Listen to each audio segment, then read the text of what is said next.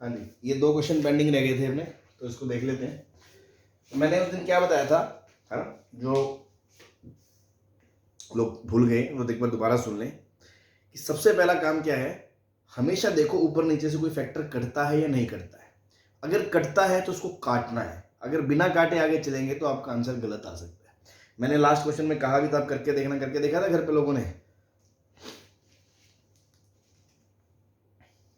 Yes answer अलग आया था। यस हाँ, तो गलती हो जाती है। सबसे पहली चीज, कोई भी फैक्टर ऊपर नीचे से कटता है तो काटो, ठीक है। और अगर कोई वैल्यू कटती है तो मान लो आपने उड़ा दिया x माइनस अल्फा, तो जो बचा हुआ फंक्शन आया उसमें x अल्फा रखो। अब फिर जो y की वैल्यू आई, उस y को गिवन फंक्शन के बराबर करके देखो कि कोई और x आता है या नहीं आता है। लास्ट एग्जांपल में तो नहीं आया था लीनियर अपॉन लीनियर में, पर जरूरी नहीं है हमेशा ना हो, ऐसा हो सकता है किसी में आ जाए, तो वो वेरीफाई करना पड़ेगा आपको, बस यही था। और अगर कटने वटने का कोई रोल ही नहीं है तो सीधा क्रॉस मल्टीप्लाई कर दो, क्वाड्रेटिक बनाओ, d ग्रेटर देन 0 कर दो। बट उसमें भी एक नोट था, लीडिंग कोफिशिएंट x स्क्वायर का 0 जब होता है वो वाली वैल्यू को अलग से वेरीफाई करके देखना है, ठीक है। तो वही बात है। तो सबसे पहले देखें, ऊपर क्यूबिक आ गई ना, क्यूबिक आ गई तो क्यूबिक को तो फैक्टराइज करके देखो, और तो कोई रास्ता ही नहीं है। तो हिट एंड ट्रायल से देखो, x की जगह 1 रखा, 5 4 9 5, 2 रखा, 2 4 8 16 -1 19, -1 आ रहा है क्या? -2 -7, सर -1 आ रहा है। हाँ -1 इसका फैक्टर आ रहा है, रूट आ रहा है। तो x प्लस 1 कॉमन फैक्टर आ गया, कॉमन आ गया तो बची हुई क्वाड्रेटिक आपको निकालनी आती है। लीडिंग कोफिशिएंट 2x क्यूब है, तो यहाँ क्या आएगा 2x स्क्वायर, तो 2x क्यूब हो गया।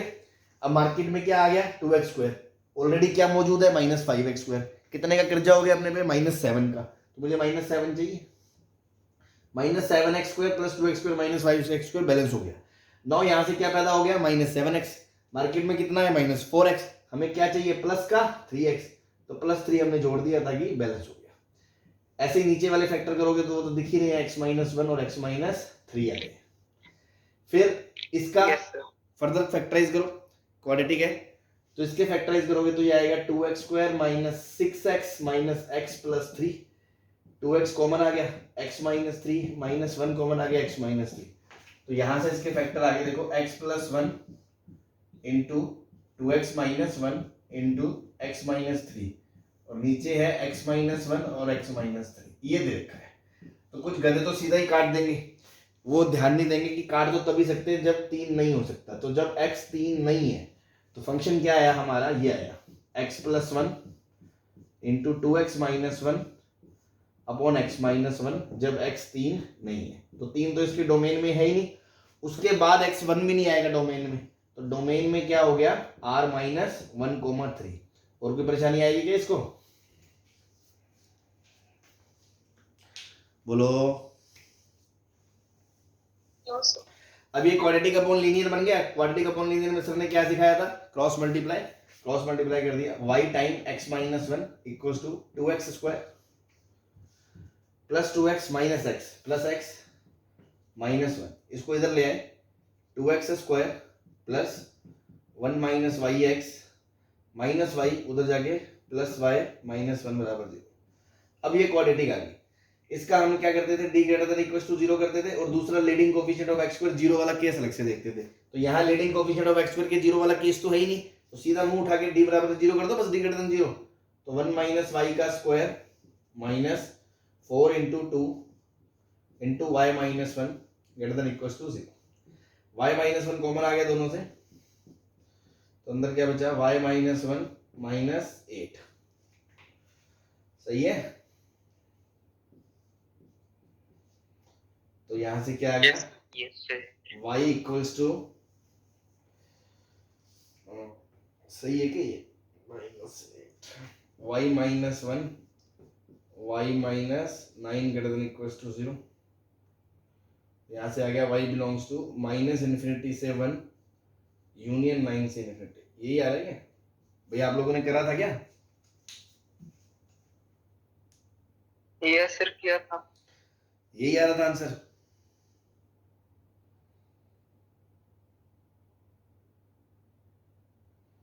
बोलो।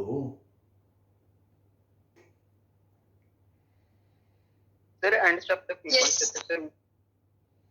चलो ठीक है, जो आ रहा है वो आ रहा है। अब एक चीज ध्यान रखनी है जिस पे गलती करते हैं अक्सर, कि लीडिंग कोएफिशिएंट का तो कोई लफड़ा नहीं था, लेकिन सर ने एक चीज बताई थी कि जो फैक्टर कटता है उसकी वैल्यू हमेशा वेरीफाई करते हैं। तो x बराबर 3 कटा, तो x बराबर 3 इसमें रखा, चेक, x बराबर 3, तो y कितना आया, 3 + 1 4, 6 - 1 5, 3 - 1 2, 2 से ये 2 गया, 2 × 5 10 आ गया। तो अब आपको ये y बराबर 10 वैल्यू वेरीफाई करके देखनी है। जैसे पिछले क्वेश्चन में तो क्या था, x 1 नहीं हो सकता, तो आपने y बराबर 10 नहीं हो सकता सीधा कह दिया, क्योंकि वो लीनियर अपॉन लीनियर था, वो आपने वेरीफाई करके देख लिया और कोई वैल्यू नहीं आती, एक ही वैल्यू होती है, वही आती है। लेकिन जरूरी तो नहीं है ना ऐसा। अब हम इस वैल्यू को यहाँ रख के देखेंगे, चेक करेंगे। तो y बराबर 10 रखा मैंने किसमें, इस इक्वेशन में। तो 2x² + x, मतलब इसमें रख दो या इसमें रख दो, एक ही बात है। तो वहां से x क्या आ गया, 2x² + 1 - y कितना, -9x + 10 - 1 9 बराबर 0 आ गया। यहां से देखो x की वैल्यू क्या आ गई, -b + -b² 81, -4 × 2 8 × 9 72 अपॉन 2 × 2 4, 81 - 72, 9 का रूट 3, 9 + 3 12, 12/4 3, और 9 - 3 6, 6/4 3/2 आ गया। तो बेटा दो वैल्यू आ गई x की, 3 और 3/2। Yes sir. अब आप ध्यान दो, x बराबर 3 तो डोमेन में नहीं है, चलो ठीक है, लेकिन 3/2 तो डोमेन में है। और अगर 3/2 डोमेन में है तो 3/2 रखने पे y बराबर 10 रेंज के अंदर आएगा या नहीं आएगा, आएगा सर। आएगा। लेकिन पिछले क्वेश्चन में क्या था, सिर्फ और सिर्फ 3 आ रहा था, तो क्योंकि 3 डोमेन में नहीं था इसलिए हमने कहा वो रेंज में नहीं है, इसको इसलिए उसको रेंज से हटाना पड़ता है। लेकिन यहां पे वो पॉसिबल है, इसका मतलब 10 एलिमेंट रेंज में आएगा। अब आप चेक कर लो, वो रेंज में था, ऑलरेडी था, तो बस सही है, नहीं आता तो उसको हटाना पड़ता। तो एक तो ये फैक्टर करता है, उसको वेरीफाई करना होता है। दूसरा, यहां अगर कोएफिशिएंट ऑफ x² 0 होता लीडिंग, तो उस केस को भी हम अलग से वेरीफाई करके देखते। अब आई होपफुली सबको क्लियर हो गया होगा। सर यहाँ पे सर रेंज में है नहीं सर 1.5। अबे 10 है रेंज, 1.5 थोड़ी है रेंज, वो तो x है।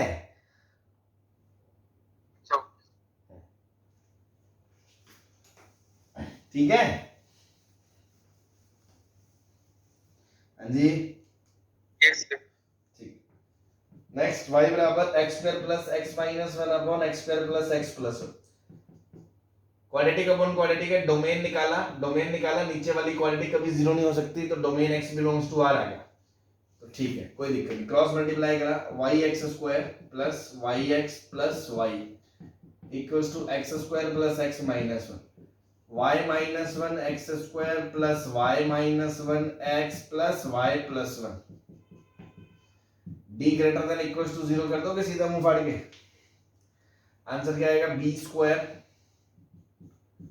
× y² - 1 greater than equals to 0। y - 1 common आ गया, सॉरी, y² + 1 - 2y, ये सीधा कॉमन भी ले लो ना, y - 1 कॉमन ले लिया, तो अंदर क्या बच गया, y - 1 -4 टाइम्स y + 1, -1 - 4 -5, और -4y + y -3y, y - 1 greater than equals to 0, minus बाहर निकाल के मल्टीप्लाई कर दिए, साइन चेंज हो जाएगा, y - 1 × 3y + 5 less than equals to 0। तो यहाँ से आंसर क्या आ गया, y बिलोंग्स टू -5/3 क्लोज से लेके 1 क्लोज आ जाएगा। Yes sir. लेकिन लीडिंग कोएफिशिएंट x² का केस अलग से वेरीफाई करते हैं, तो चेक करो y बराबर 1 अगर होता है तो क्या होगा। तो y बराबर 1 रखा, ये 0 हो गया, ये 0 हो गया, तो y बराबर 1, 2 बराबर 0 हो गया। तो क्या y बराबर 1 पॉसिबल है? No sir. तो y बराबर 1 रेंज में नहीं आएगा, यहाँ पे इंक्लूड है, इसलिए हमें इसको हटाना पड़ेगा। तो फाइनल आंसर क्या आएगा, -5/3 क्लोज से लेके ओपन 1 तक। आई होप आपको समझ में आ गई होगी। एक तो ये वेरीफाई करते हैं, जो फैक्टर कैंसिल करता है वो वेरीफाई करते हैं, और कैसे करते हैं, क्लियर है? Yes. तो ये जनरल मेथड भी वैलिड है, कोई भी फंक्शन में हम y को x की टर्म्स में लिख के उसका डोमेन निकाल के उसके बाद चीजें वेरीफाई कर ले आंसर आ जाता है, बट टिपिकली हम quadratic upon quadratic, linear upon quadratic, इन सब की चीजों के लिए डील करते हैं, तो उसको स्टैंडर्ड केस बना के हमने ध्यान रख लिया। क्लियर है?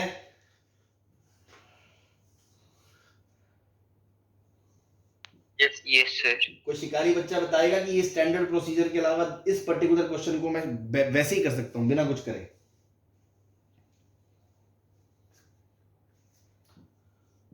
बिना स्टैंडर्ड प्रोसीजरल वे से करे हुए भी, वो है अब कॉमन सेंस, है ना, थोड़ा मतलब आपकी शार्प शिकारी आंखें होनी चाहिए। सर नीचे का थोबड़ा ऊपर बन सकता है, ऊपर को अलग अलग कर दिया, वन जोड़ के वन घटा के, तो ऐसे लिख सकते हो इसको। Yes. बस खत्म हो गया, कुछ सीधा ही आ गया, x प्लस हाफ का स्क्वायर प्लस 3/4। तो ये चीज कहां से, 0 से इन्फिनिटी, उसमें 3/4 जोड़ दिया, तो ये पूरी चीज 3/4 से लेके इन्फिनिटी, क्योंकि x तो रियल है ना इसलिए। Yes. अब उसका रेसिप्रोकल ले लिया, तो 0 ओपन से 4/3 क्लोज तक, -2 से मल्टीप्लाई कर दिया, -8/3 क्लोज से लेके 0 ओपन तक, 1 जोड़ दिया, तो -5/3 क्लोज से 1 ओपन तक। सेम ही आंसर आ रहा है। Yes, sir. ठीक है, तो देखो अब तक हमने बहुत सारी चीजें सीख ली, काफी चीजें कंपाइल अप हो गई हैं। आई होप आपको समझ में आ रहा होगा कौन सी चीज किधर, क्या क्या चीजें हैं, क्या क्या मेथड हैं, ग्राफ, रेंज, मैनिपुलेशन, बहुत सारी चीजों का कंबाइन करके, मतलब कंबाइन करके आप किसी में कुछ लगा सकते हो, किसी में कुछ लगा सकते हो, जिससे इजीली आंसर आपका आ जाए। सही है?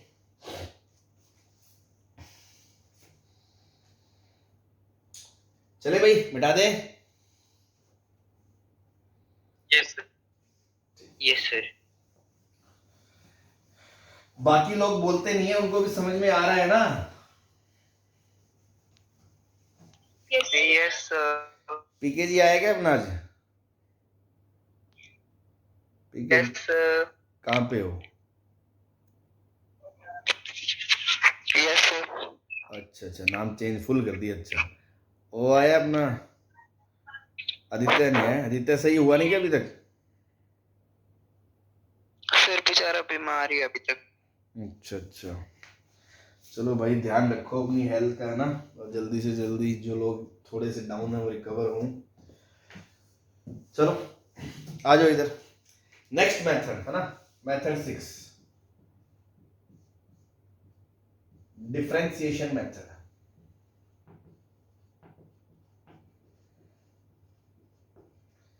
ये इसका दूसरा नाम है मोनोटोनिक मेथड।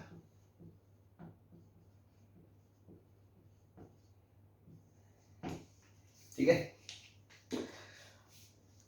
देखो शुरू के तो मैंने बताया था आपको, शुरू के जो दोनों तीनों चीजें थी, 2-3 मेथड थे जो, मतलब जैसे कि एक जगह वैल्यू रखना, कंपोजिट, रिस्ट्रिक्टेड डोमेन, है ना, उसके बाद ये सारी तो एक ही तरह की बातें थी। फिर हमने करा था सब्स्टिट्यूशन, मैंने कहा था एक मेन मेथड है, दूसरा y को x के टर्म्स में लिख के उसका डोमेन लिखना करा था, और तीसरा ये बहुत इंपॉर्टेंट मेथड है। अब ये मान लो बाकी सारे मेथड जब फेल हो जाएं तो ये मेथड याद आता है, लेकिन बात पता है क्या है, ये अलग से पूरा चैप्टर पढ़ना है हमने। पहले तो मैं आपको एक चीज बताऊं, ये मोनोटोनिक क्या होता है, एक शब्द सुना होगा आपने पहली बार, ये मोनोटोनिक। जैसे मान लो कई फंक्शन ऐसे होते हैं ना कि जैसे जैसे x बढ़ता है वैसे वैसे फंक्शन की वैल्यू भी बढ़ती रहती है, तो वो हमेशा ऊपर ही चढ़ते रहते हैं, जिसको मैंने बताया था क्या बोलते हैं, इंक्रीजिंग फंक्शन बोलते हैं, याद है? Yes, sir. ऐसे कुछ फंक्शंस ऐसे होंगे कि जैसे जैसे x बढ़ेगा वो नीचे ही गिरते रहते हैं, घटते रहते हैं, ऐसे फंक्शंस को क्या बोलते हैं, डिक्रीजिंग फंक्शंस बोलते हैं। Decreasing. और कुछ फंक्शंस होते हैं जो कभी ऊपर कभी नीचे कभी ऊपर इस तरह से चलते हैं, वो होते हैं नाइदर इंक्रीजिंग नॉर डिक्रीजिंग। ये होता है, हालांकि इस पे पूरा चैप्टर पढ़ना है हमने, एक पूरा प्रॉपर एक चैप्टर एओडी के अंदर, तो आप समझ सकते हो ऑब्वियसली कि बहुत सारी ऐसी चीजें होंगी जो आज हम नहीं कर सकते, अभी नहीं समझ सकते, बट फिर भी कुछ क्वेश्चंस इसकी मदद से अभी हम कर सकते हैं, या आप जो भी मैटर बुक करोगे उसमें कुछ क्वेश्चंस आपको मिलेंगे जो इसकी हेल्प से होंगे, तो उसको बताने के लिए मुझे कुछ चीज़ें आपको बतानी पड़ेंगी, ठीक है ना।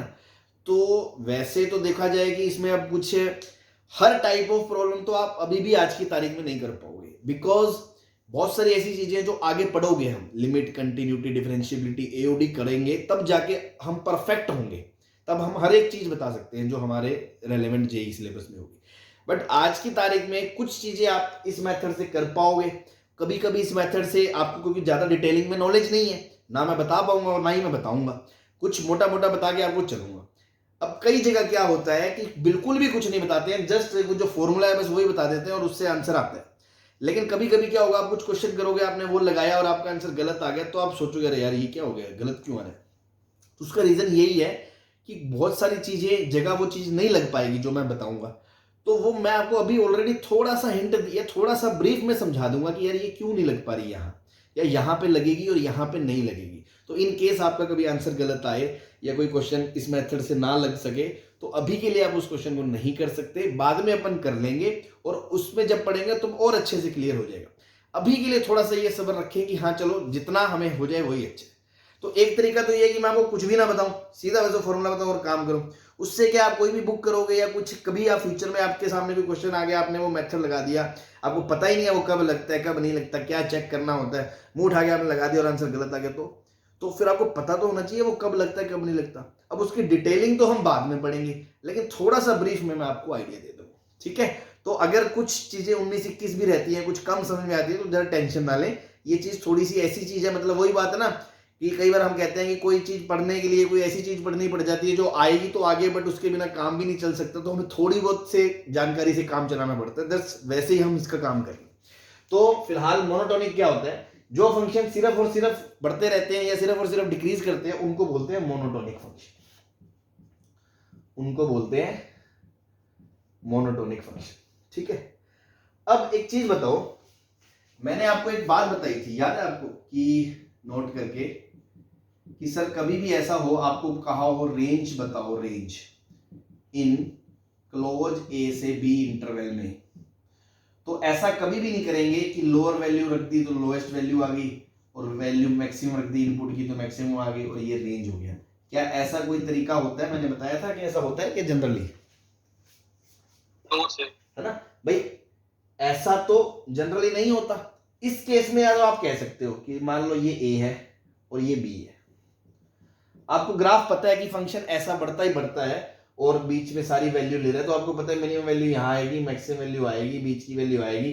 तो इस ग्राफ को देख के तो आप बोल सकते हो इस वाले केस में कि रेंज क्या होगी, एफ ए से लेके एफ बी होगी, इस वाले केस में।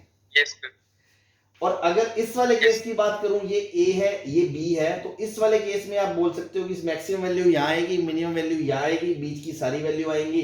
तो हम ये भी बोल सकते हैं रेंज क्या होगी, एफ बी से लेके एफ ए तक होगी। और इस केस में तो मान लो ऐसा है, तो ये तो ए है ये बी है, बट रेंज तो क्या है, सी पे मिनिमम आ रही है और डी पे मैक्सिमम आ रही है, तो रेंज की वैल्यू क्या होगी, एफ सी से लेके एफ डी। क्या आप ये बात समझ पा रहे हैं? Yes sir. तो ये तो हमें या तो ग्राफ पता हो, अब मान लो बेटा कोई फंक्शन ऐसा है जिसका हमें ग्राफ नहीं पता, तो हमें अगर कोई ऐसा टूल पता चल जाए कि हमें ये पता चल जाए कि वो फंक्शन ऐसा है, ठीक है, और कंटीन्यूअस है। कंटीन्यूअस समझते हो ना, मैंने एक बार पहले भी बताया था कि अगर कोई फंक्शन लगातार है तो वो कंटीन्यूअस है, अगर ऐसे बीच में टूट गया तो वो डिसकंटीन्यूअस होता है। Yes sir. ठीक है ना। तो पहले तो आप ये ध्यान रखिए, जो नोट 1 था, कि अगर आपको कहा जाए x बिलोंग्स टू a से b है, तो क्या हम सीधा बोल देते हैं कि रेंज जो आपकी है वो fa से fb है? ऐसा तो कोई रूल नहीं होता। क्या आपको ये बात समझ में आ रही है? पहली तो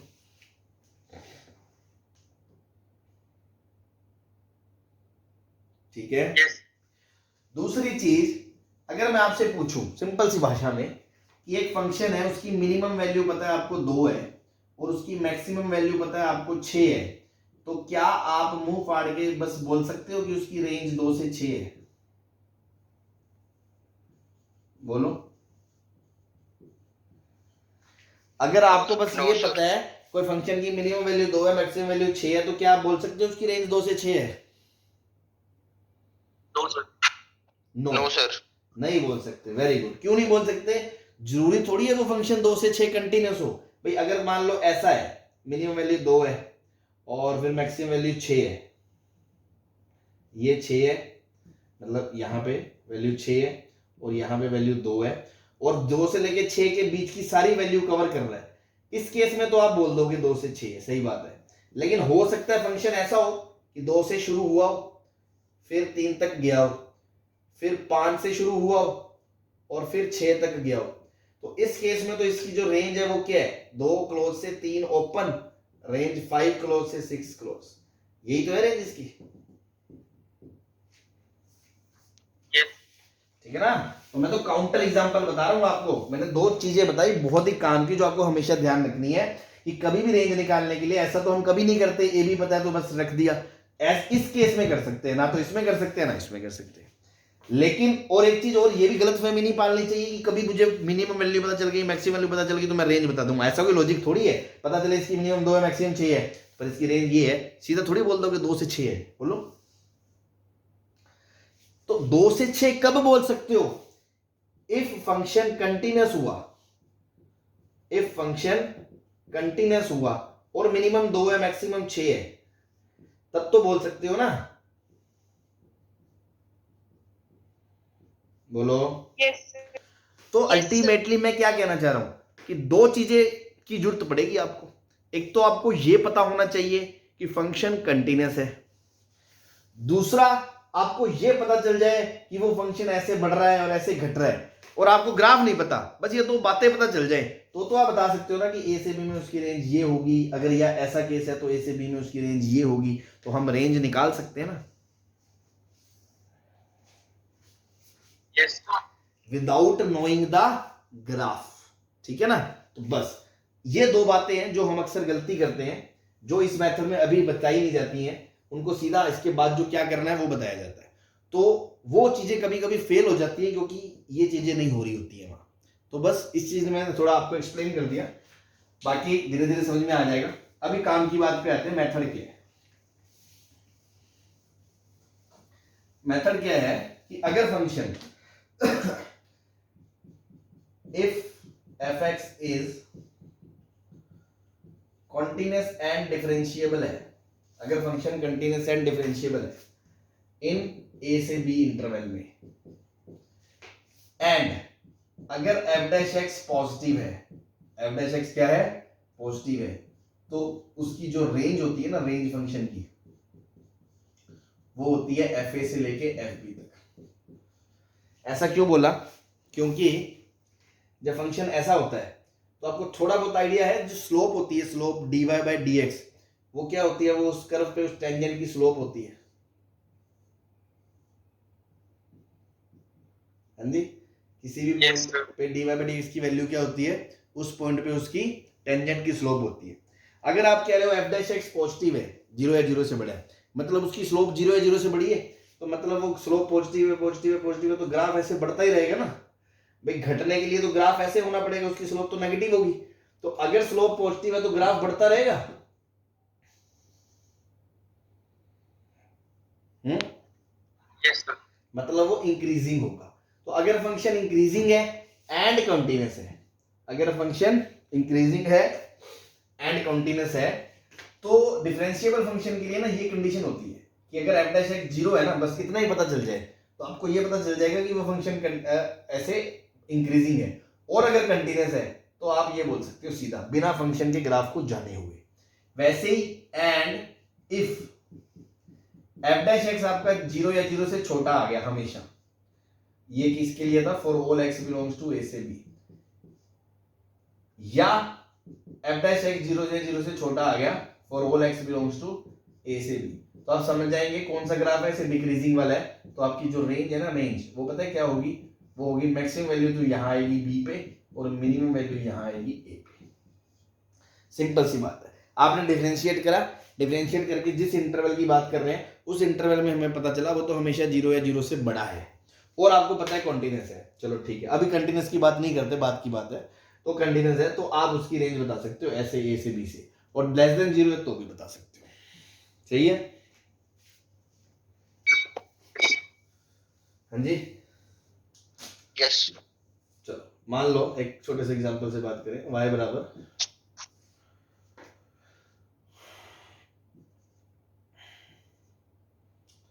x cube plus ln x, ठीक है, x cube plus ln x। इसकी रेंज बतानी है आपको फॉर 1 से लेके 2 तक। इंटरवल आपको दे रखा है कि x 1 से लेके 2 तक है, आपको रेंज बतानी है। अब एक बात बताओ,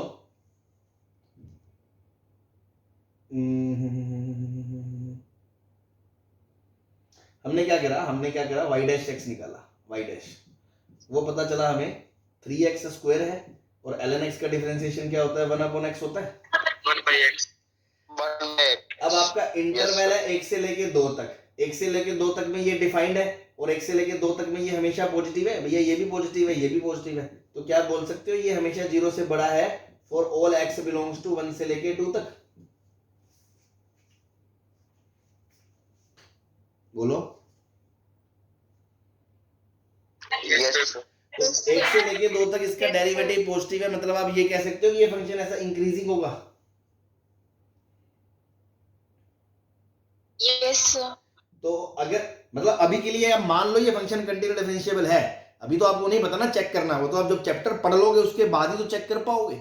अभी तो आप ये मान के चलो मैं जो भी आपको क्वेश्चन दे रहा हूँ कंटीन्यू डिफरेंशिएबल है, दैट्स इट। उसके बाद आप तो f डैश x निकालो, फिर 0 से बड़ा है तो फंक्शन ऐसा है, 0 से छोटा है हमेशा नेगेटिव है, तो उस हिसाब से रेंज चेक कर रहे हैं, ठीक है ना। अभी ज्यादा दिमाग में लगाना।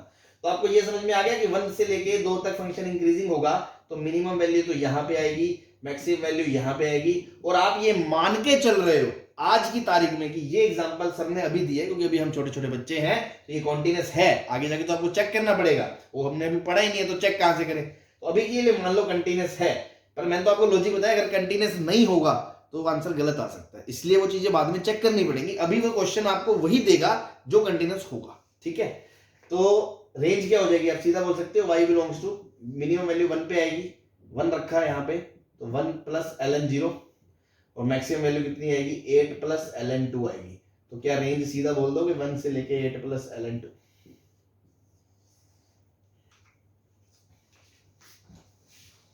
हाँ जी बोलो भाई। Yes sir. बस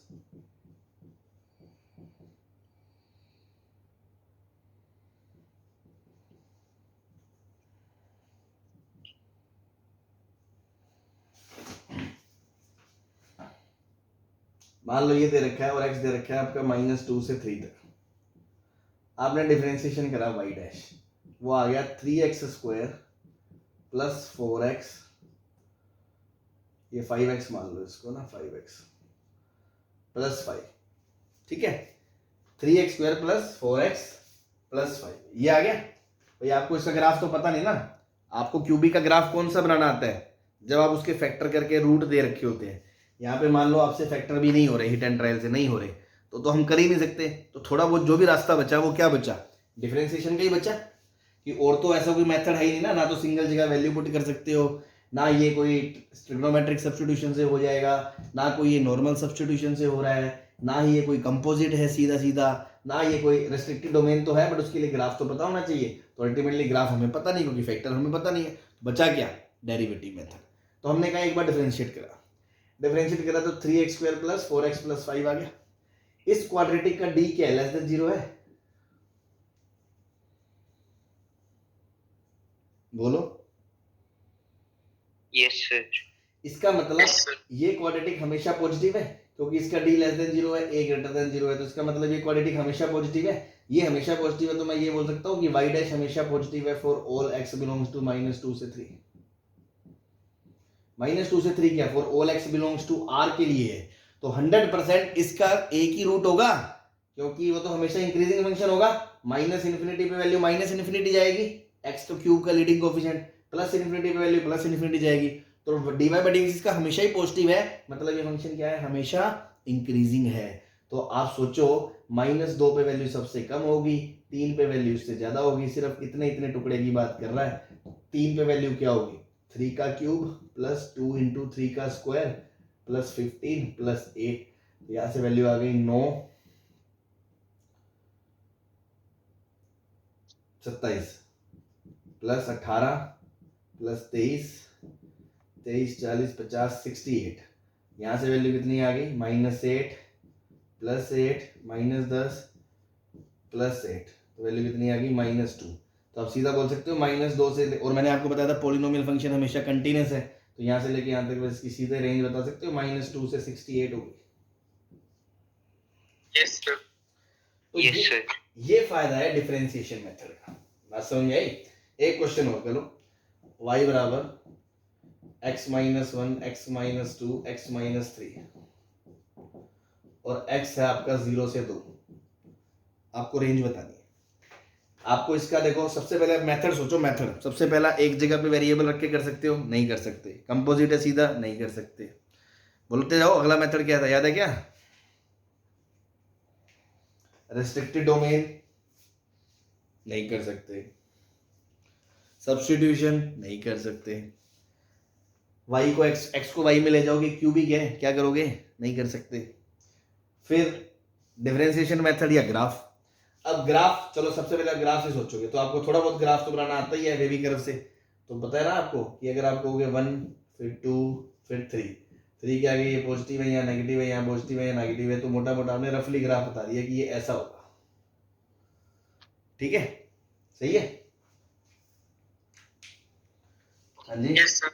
लेकिन आपको क्या पूछा है, आपको पूछा है ग्राफ 0 से 2 का ही देखना है बस, तो इतना तो पता चल गया 1 से पीछे 0 है, मतलब 0 से लेके 1 तक फंक्शन क्या इंक्रीजिंग है, और फिर यहां तक इतना ग्राफ आएगा।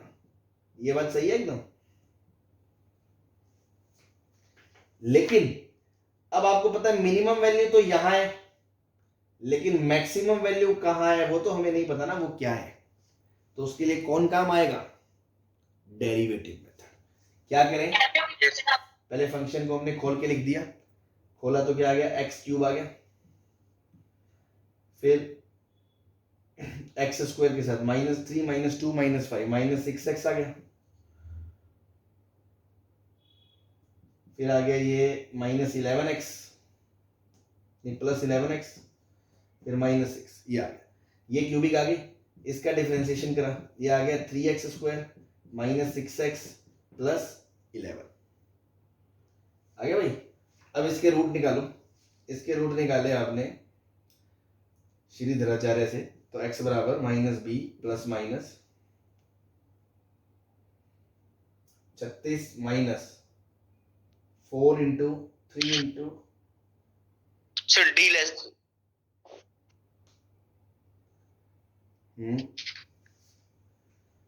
Sir d less 0, d less than 0 तो नहीं आना चाहिए।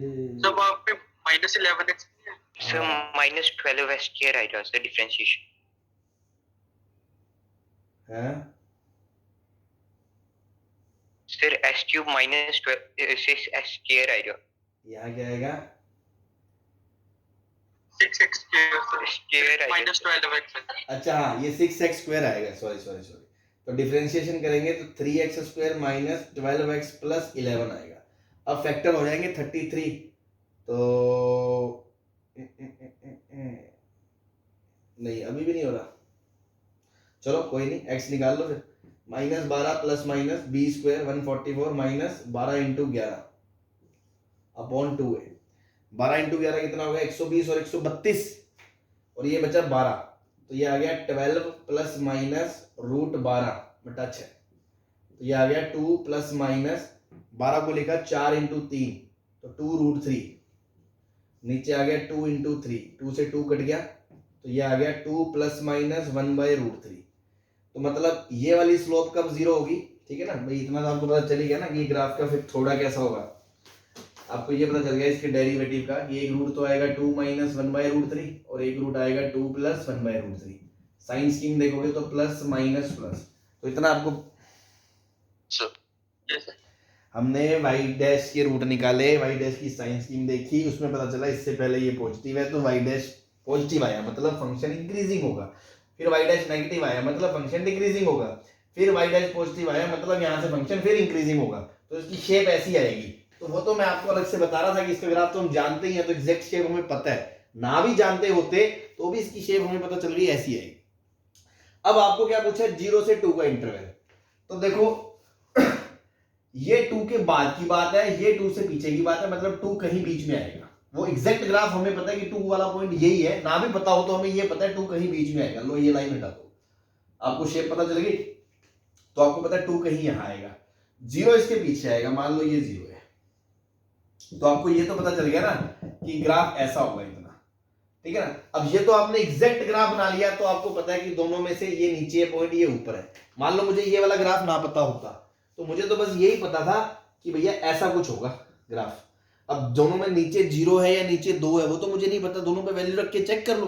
2 रखा तो 0 आ गया, 0 रखा तो -1 -2 -3 -6 आ गया। और मैक्सिमम वैल्यू कहां पे आएगी, जब पॉइंट क्या था 2 - 1/√3, यस सर तो वो वैल्यू क्या आएगी, वो आएगी 1 - 1/√3, फिर 2 - 2 -1/√3 और 2 - 1/√3 -1 -1/√3। ये माइनस माइनस हमने बाहर निकाल दिया तो 1/√3 तो अलग आ ही गया, 1 + 1/√3 1 - 1/√3 1 - 1/3 2/3√3 आ गया। ये मैक्सिमम वैल्यू हो गई। तो आपको पता है कि यहां से फंक्शन इंक्रीज कर रहा है फिर डिक्रीज कर रहा है, तो मैक्सिमम वैल्यू ये है, कंटीन्यूअस तो है ही। मिनिमम वैल्यू दोनों में से कौन सी है, ये है। एग्जैक्ट ग्राफ पता है तो भी पता है, तो रेंज क्या आ गई, -6 से लेके 2/3√3 तक आ गई।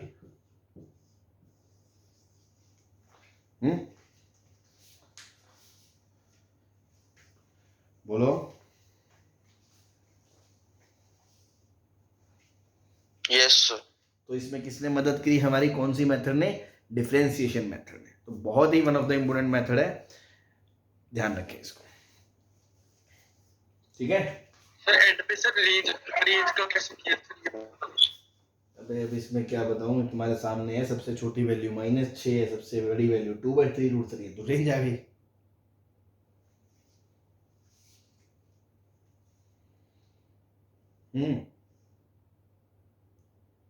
सर 2 + 1/√3 0 क्या, सर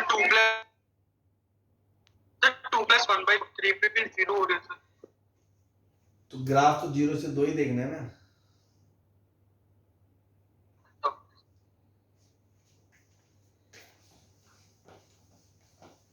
ठीक है, तो ये तो था मेथड कि करना क्या होता है, क्या करना है। f' निकाला, पॉजिटिव है तो फंक्शन बढ़ रहा है, minimum value minimum, maximum value maximum, बीच में कंटीन्यूअस अगर है तो।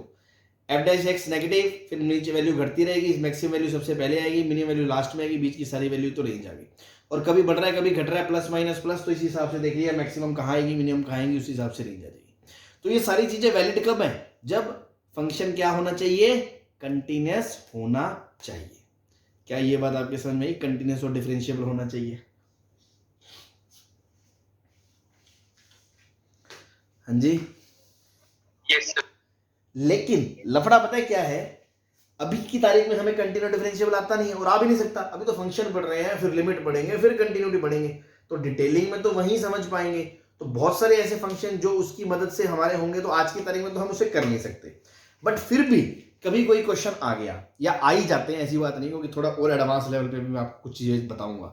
तो जो बच्चा सिर्फ ये रटता है, अब तक याद है उसे कि बस f' पॉजिटिव है तो आंसर ये, नेगेटिव है तो आंसर ये, वो उनमें भी वही लगाता है, उसको पता ही नहीं है कंटिन्यूटी, और उसको क्या मतलब इंजीनियरिंग स्टेज पे नहीं पता होता, तो आंसर गलत आ जाता है, या वो सोचता है क्या है क्या नहीं है, समझ नहीं आ रहा। तो फिर मोस्ट ऑफ द टीचर यही बोलेंगे कि यार छोड़ो, अभी के लिए छोड़ दो, बात की बात है, बाद में समझ में आ जाएगा। लेकिन मैं आपको थोड़ा सा उसका टच दे रहा हूँ, ताकि हमें पता चले कि कब कौन सी चीज लगेगी, कब कौन सी नहीं। वो अलग बात है, मे बी आज आप वो क्वेश्चन करने लायक ना हो, बट आप उसको कम से कम गलत तो नहीं करोगे, आपको पता तो होगा ना कि ये हमारी रेंज का है, अब की आज की तारीख में ये नहीं। तो बस इसलिए बता रहा हूं, बाकी चीजें ज्यादा अच्छे से वहां जाके क्लियर हो जाएगी। तो एक छोटा सा नमूना दिखाता हूं तुम्हें मैं गलती का, है ना, खतरनाक मतलब मस्त वाली बात, एग्जांपल दिखाता हूं। सपोज फंक्शन दिया y बराबर 10x और आपको x दे रखा है साइड में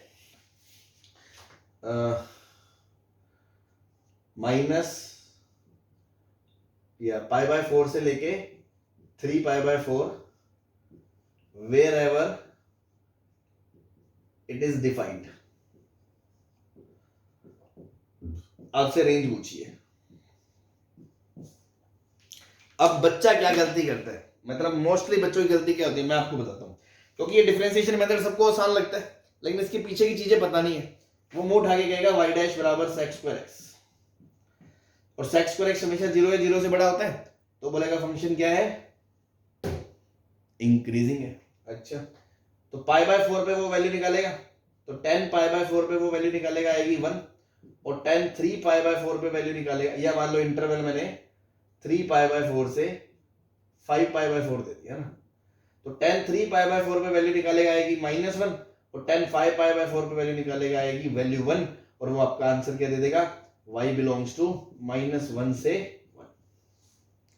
वो यही आंसर दोगे भाई, सही है कि नहीं है? जो हमने समझा उस तरीके से कि एफ डैश निकाला वो पॉजिटिव है, मिनिमम पे मिनिमम, मैक्सिमम मैक्सिमम, रेंज आ गई।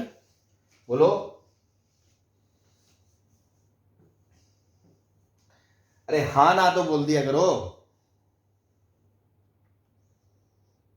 Yes sir. Yes. अलग ही नशे में रहते हो यार, पता ही नहीं चलता पढ़ भी रहे हो नहीं पढ़ रहे हो। अब ग्राफ से देख लो, ग्राफ तो हम जानते हैं, बच्चा बच्चा जानता है 10 का ग्राफ कैसा होता है। ये होता है π/2, ये होता है पाई और ये होता है 3π/2। तो π/2 से लेके पाई का ग्राफ ऐसा होता है।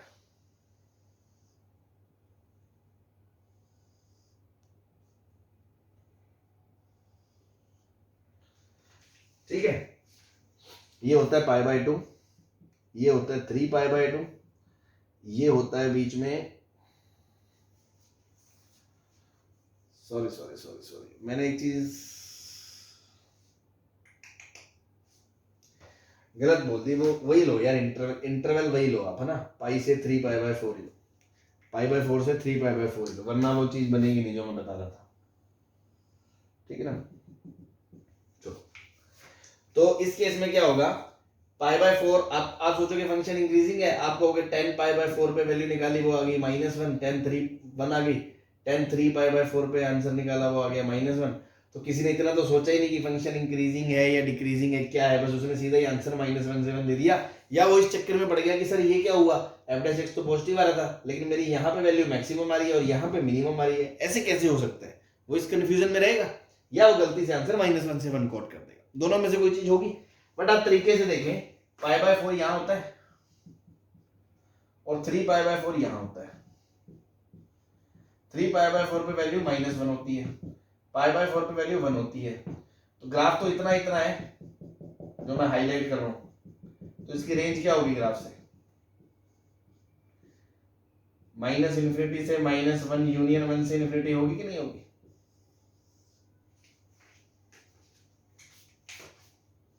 बोलो। Yes, sir. तो सर इसका डेरिवेटिव तो 0 या 0 से बड़ा है, तो फिर वो चीज फेल हो गई ना कि सर ये क्या बात हुई, आपने तो कहा था 0 वेटिव बड़ा तो मिनिमम पे मिनिमम आती है, मैक्सिमम पे मैक्सिमम आती है, आंसर कर दो। बट वो सारी चीजें कब वैलिड है, जब फंक्शन कंटीन्यूअस और डिफरेंशिएबल होता है। तो अल्टीमेटली सर कोई भी क्वेश्चन आए और वो मेथड लगाने से पहले हमें कंटिन्यूटी डिफरेंशिएबिलिटी चेक करनी चाहिए। हाँ, कायदा तो यही कहता है कि आपको हर फंक्शन की पहले कंटिन्यूटी डिफरेंशिएबिलिटी चेक करनी चाहिए। बट सर अभी तो फंक्शन पढ़ रहे हैं, लिमिट नहीं पता हमें क्या होता है, फंक्शन ही नहीं पूरा सूरा पता क्या होता है, फिर कंटिन्यूटी डिफरेंशिएबिलिटी भी कहाँ से कर लें। तो इसीलिए मैंने कहा ये चीज बाद की है, बट क्वेश्चंस आएंगे आपके सामने, या आप कुछ जगह गलत करोगे तो उनसे बचने के लिए मैं आपको थोड़ा पहले ही बता दूं कि अभी कंटिन्यूटी डिफरेंशिएबिलिटी हम अच्छे से तो नहीं कर सकते, लेकिन हमें ये तो पता होना चाहिए कि वो चीज जब होती है तभी वो मेथड लगता है, अदरवाइज वो नहीं लगता, वो मेथड फेल हो जाता है। आप ऐसे नहीं कर सकते हो, ये आपको जानना जरूरी है। ठीक है, तो दो तीन चीजें थी कि लोअर पे लोअर मैक्सिमम मैक्सिमम हमेशा नहीं आता, वो f' पॉजिटिव नेगेटिव और कब होता है, लेकिन वो भी तब वैलिड है जब कंटीन्यूअस हो। दूसरा ये मिनिमम बताओ मैक्सिमम बताओ, सीधा हम रेंज नहीं बक सकते, हमें ये पता होना चाहिए कंटीन्यूअस हो। तो अल्टीमेटली सर हमें अच्छा कंटिन्यूटी की जरूरत पड़ेगी। तो हालांकि चैप्टर तो बाद में पढ़ेंगे, बट अभी मैं आपको एक इक्का दुक्का ना टूल्स बता रहा हूँ जिसकी मदद से हम काफी हद तक अपना कामयाब हो जाएंगे।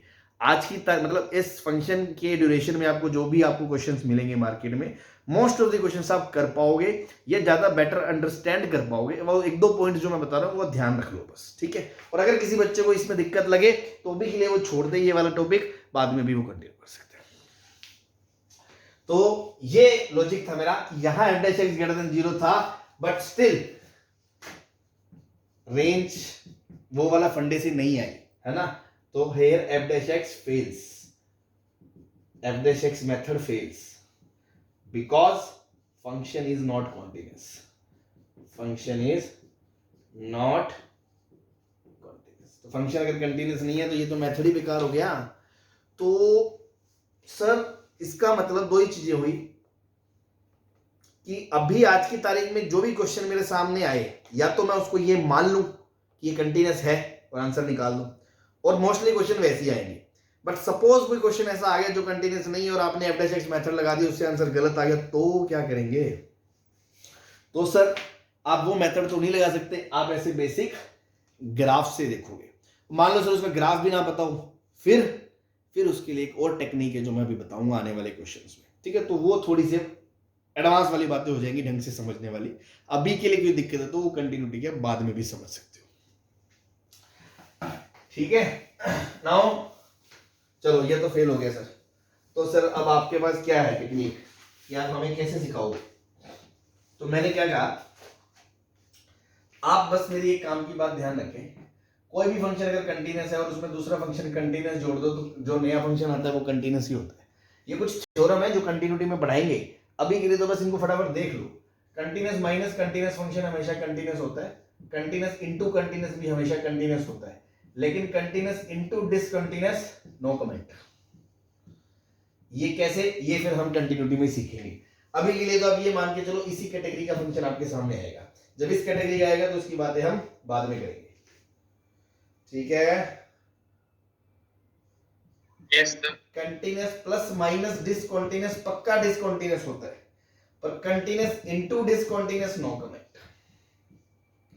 अब देखो इसको याद कैसे रखना है, दो कंटीन्यूअस को जोड़ो घटाओ गुना करो हमेशा कंटीन्यूअस है, बट डिवाइड करोगे तो ऑब्वियसली कंटीन्यूअस अपॉन कंटीन्यूअस भी कंटीन्यूअस होता है, बट डिनोमिनेटर जीरो नहीं होना चाहिए, तो ये चारों हमेशा कंटीन्यूअस होते हैं। कंटीन्यूअस को जोड़ दो घटा दो गुना कर दो भाग कर दो, भाग में बस नीचे वाला जीरो नहीं आना चाहिए। उसके बाद एक कंटीन्यूअस है और एक डिसकंटीन्यूअस है, तो जोड़ने घटाने में तो हमेशा डिसकंटीन्यूअस आएगा, पर प्रोडक्ट करने में हम क्या कहेंगे, नो कमेंट। सही है? Yes. Yes, sir. तीसरा, एक कॉन्टिन्यूअस है दूसरा भी कॉन्टिन्यूअस है और दोनों एक दूसरे के कंपोजिट है, तब तो वो कंटिन्यूअस है। लेकिन कंटिन्यूअस के अंदर डिसकंटीन्यूअस आ जाए, या डिसकंटीन्यूअस के अंदर कंटिन्यूअस आ जाए, या डिसकंटीन्यूअस के अंदर डिसकंटीन्यूअस आ जाए, तो इन केसेस में अभी के लिए नो कमेंट। आप तो ये मानो, ये चीज आपको पता होनी चाहिए आज की तारीख में कि कंटिन्यूअस के अंदर कंटिन्यूअस फंक्शन आ जाए तो कंटिन्यूअस होता है, कंटिन्यूअस में प्लस माइनस डिसकंटीन्यूअस आ जाए तो पक्का डिसकंटीन्यूअस होता है, कंटिन्यूअस इनटू डिसकंटीन्यूअस पता नहीं, और इनका कॉम्बिनेशन कंटिन्यूअस होता है। तो ये थोड़ा बहुत जो स्टैंडर्ड ग्राफ हमारे सामने है, जो हम जानते हैं, कंटिन्यूटी भी नहीं चेक करनी हमें आती कि हम चेक कैसे करेंगे। हम तो ये मान के चल रहे हैं अभी जो केस आएगा हमारे सामने उसमें स्टैंडर्ड ग्राफ होंगे, जिनके ग्राफ मुझे पता जो मैं बता सकता हूँ हाँ यार ये कंटिन्यूअस है या नहीं, तो उसकी मदद से थोड़ा बहुत हम डील कर सकते हैं। जैसे मान लो यार क्वेश्चन करते हैं, तभी आपको पिक्चर और क्लियर होगी। सपोज मान लो क्वेश्चन है y बराबर ln x minus root 9 minus x square आ गया, ये क्वेश्चन आ गया, ठीक है। हमने क्या देखा कि या तो अब आप आंख में पट्टी बांध लो और आप कंटिन्यूअस डिसकंटिन्यूअस मत देखो और आप डिफरेंशिएशन मेथड से कर दो भगवान भरोसे। लेकिन जब आप आगे भी चले जाओगे, चलो अभी के लिए आप ऐसा कर लोगे, जब कंटिन्यूअस डिसकंटिन्यूटी पढ़ लोगे तब तक आपकी गंदी आदत पड़ जाएगी। तो वो आदत गलत ना डले, इसलिए मैं आपको बता रहा हूँ थोड़ा सा पहले से देख के चले, ताकि बाद में तो आपको फिर देखना पड़ेगा ही पड़ेगा। अभी ठीक है, जितना देख सकते हैं उतना देख लें, पूरा नहीं देख सकते, जितना देख सकते हैं उतना देख लें। क्या कि सबसे पहले ये क्वेश्चन आया आपके सामने, सबसे पहले क्या करोगे आप क्या सोचोगे, इसका डोमेन निकालना है। डोमेन निकालोगे तो x तो 0 से बड़ा होना चाहिए, एंड दूसरे केस में 9 माइनस एक्स स्क्वायर 0 या 0 से बड़ा होना चाहिए, तो यहां से आ जाएगा x माइनस 3 या 3 से बड़ा होना चाहिए। इन दोनों का इंटरसेक्शन ले लोगे तो आपका डोमेन आ जाएगा 0 से लेके क्लोज 3 तक आ जाएगा भैया डोमेन। Yes, sir. अब आप क्या सोचोगे, मैं अगर स्टूडेंट होता, मेरे को मेरे सर ने जैसे पढ़ाया, मैं सोचता तो क्या करता। सबसे पहला मेथड, क्या मैं सिंगल जगह रेंज रख सकता हूं?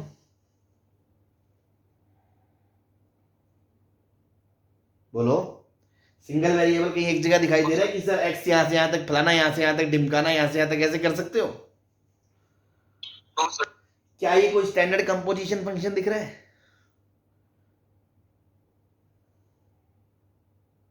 No, sir. क्या इसके डोमेन में कोई 2-3 एलिमेंट है जो हम रख रख के इसकी रेंज निकाल लें? क्या मेथड 3 से हो सकता है? वो भी नहीं है, क्योंकि हमने डोमेन निकाल लिया। फिर क्या सर ये सब्स्टिट्यूशन से हो रहा है ना? क्या ये y बराबर x को कन्वर्ट करने से हो रहा है? आप कोशिश करो, एक तरफ x होगा ही नहीं, आप ln को इधर भेज के स्क्वायरिंग कर दोगे तो ln के साथ इंटू y फंस जाएगा, तो x एक तरफ y एक तरफ होगा ही नहीं आपसे। तो अच्छा, फिर तो फंस गए सर। तो कुछ बच्चे बेवकूफ पता क्या करेंगे, वो इसकी रेंज अलग से निकाल लेंगे, इसकी रेंज अलग से निकाल लेंगे। तो रेंज में ऐसा कोई लॉजिक नहीं होता। नोट में लिखाया था कि दोनों की अलग अलग रेंज निकाल ली, फिर यूनियन ले लिया या इंटरसेक्शन ले लिया, ऐसा कुछ भी लॉजिक नहीं होता। तो रेंज तो ऐसे आती नहीं है, तो सारे मेथड फेल हो गए। तो मेरे दिमाग में क्या आया, क्या इस पूरे फंक्शन का आप ग्राफ जानते हो? नहीं जानते। अलग अलग का जानते हो, एलएन का अलग से जानते हो, उसका अलग से जानते हो, पूरे का तो नहीं जानते। तो पूरे का तो ग्राफ भी आपको नहीं आता, फिर मैं क्या करूं?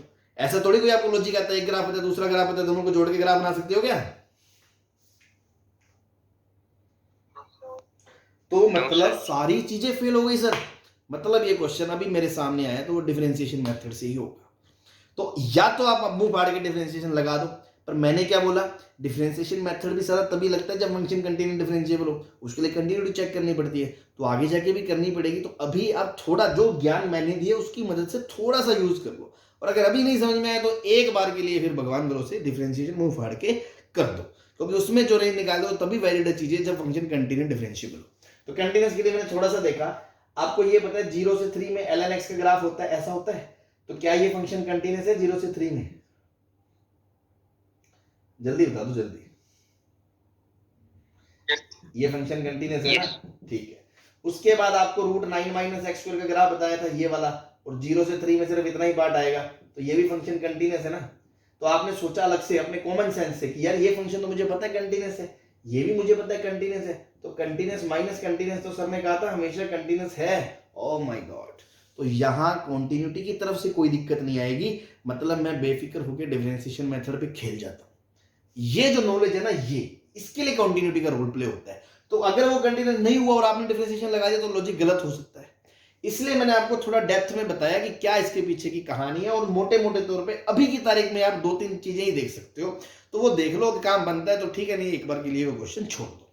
बात समझ में आ गई आपको?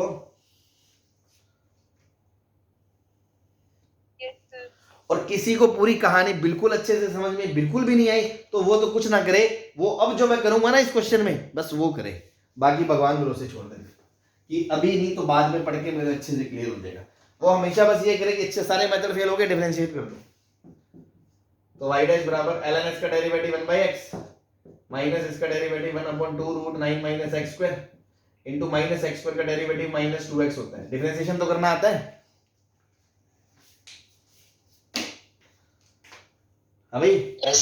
ये डिफरेंशिएशन कर दिया, माइनस माइनस प्लस हो गया, 2 से 2 कट गया, एलसीएम लिया तो x सीधा एलसीएम क्या सीधा ये आ गया 1/x plus x upon root 9 minus x square.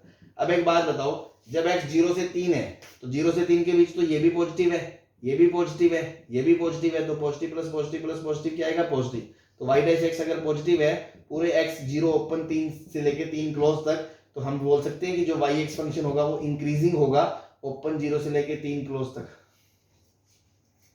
Yes, sir. तो बस Yes, sir. मिनिमम वैल्यू इस पे आएगी, मैक्सिमम वैल्यू इस पे आएगी, और क्योंकि कंटीन्यूअस मैं चेक कर चुका हूं तो मेरी रेंज आ जाएगी, सीधा खत्म बात।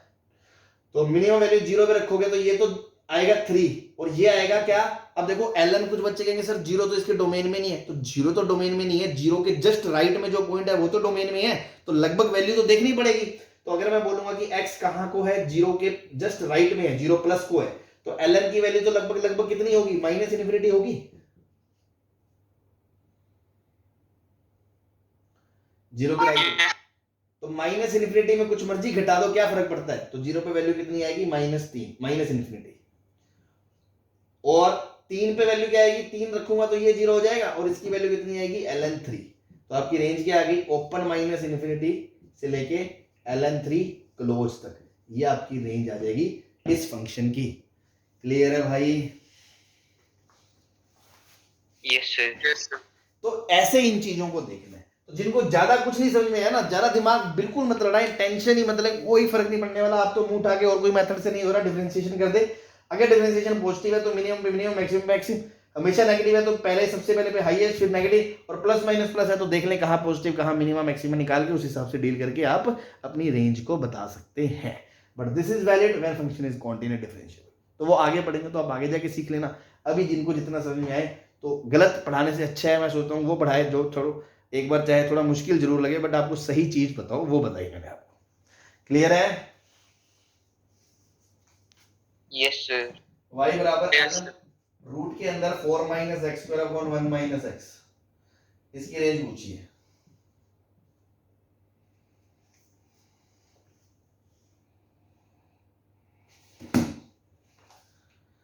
अब एक बात बताओ कि सर डोमेन निकाले पहले तो root 4 minus x square upon 1 minus x, 0 या 0 से बड़ा होना, 0 से बड़ा होना चाहिए। तो ये भी 0 से बड़ा होना चाहिए, 4 माइनस एक्स स्क्वायर 0 से बड़ा होना चाहिए, एंड 1 माइनस एक्स भी 0 से बड़ा होना चाहिए। तो जो x है वो 1 से छोटा होना चाहिए, और ये जो x है वो -2 से 2 होना चाहिए। इनका इंटरसेक्शन लेके डोमेन आ गया आपका -2 से 1 तक ओपन।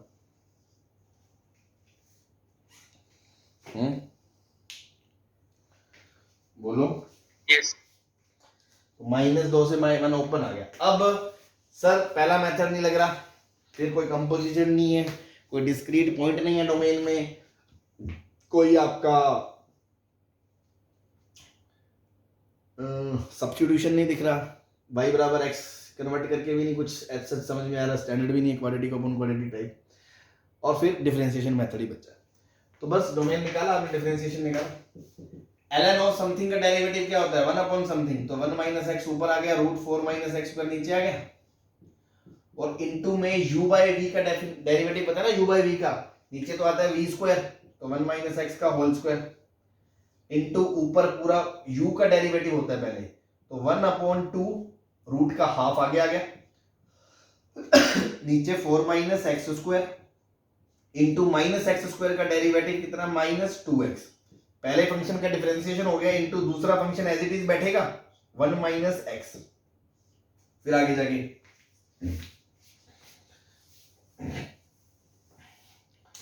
प्लस पहला फंक्शन एज इट इज बैठेगा root 4 minus x square into दूसरे फंक्शन 1 माइनस एक्स का डेरिवेटिव -1। ये आपको पता है ना कैसे करते हैं, और यहां बीच में प्लस नहीं आता, Yes, बीच sir. में माइनस आता है। u into u dash into v minus u into v dash upon v square, पता है ना सबको भाई? Yes, sir. अरे बाकी बच्चे बोलो भाई। पता है sir. ठीक है, वेरी गुड। ये 2 से 2 गया, और थोड़ा सा सिंप्लीफाई करो तो ये क्या है, ये लिखा है 1 माइनस एक्स से ये 1 माइनस एक्स कट गया एक, तो बाहर आ गया 1 माइनस एक्स तो नीचे था ही, एक ये रूट 4 माइनस एक्स स्क्वायर भी है। अब ब्रैकेट के अंदर x into 1 minus x upon root के अंदर 4 माइनस एक्स स्क्वायर, और एक माइनस भी है, माइनस भी है, फिर माइनस भी है, ये माइनस माइनस प्लस हो गया, 4 माइनस एक्स स्क्वायर है, और ये एलसीएम आ गया, तो ये 4 minus x square 4 minus x square नीचे बन गया 1 minus x into 4 minus x square, ऊपर का देखा तो आ गया root 4 minus x square minus x plus x square. ठीक है, ये आ गया क्या? सर वहाँ पे sir root 4 minus x square नहीं है, 4 माइनस हाँ सॉरी 4 माइनस एक्स स्क्वायर आएगा, तो एक्स स्क्वायर कट गया, तो ये आ गया 4 minus x upon 1 minus x और 4 माइनस एक्स, ये आ गया भैया एफ डैश एक्स।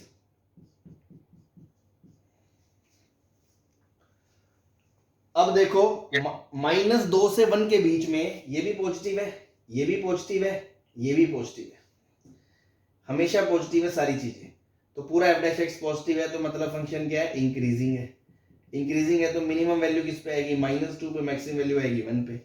-2 इस पे रखेंगे तो लॉग के अंदर 0 हो जाएगा, 0 मतलब -∞ आएगी वैल्यू। तो -∞ ओपन से लेके 1 पे रखेंगे तो ln इन्फिनिटी हो जाएगा। ln का ग्राफ -0 के आसपास तो -∞ होता है, और इन्फिनिटी पे क्या होता है, इन्फिनिटी। तो मैक्सिमम वैल्यू -∞ पे है, इस पे वैल्यू इन्फिनिटी है, तो मैक्सिमम रेंज क्या हो जाएगी, -∞ से इन्फिनिटी, रेंज क्या होगी, r होगी, r।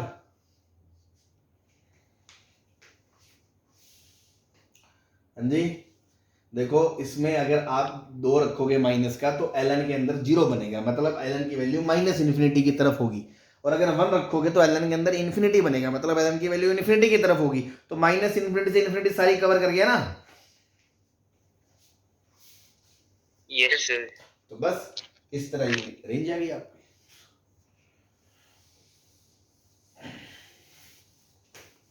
ठीक है,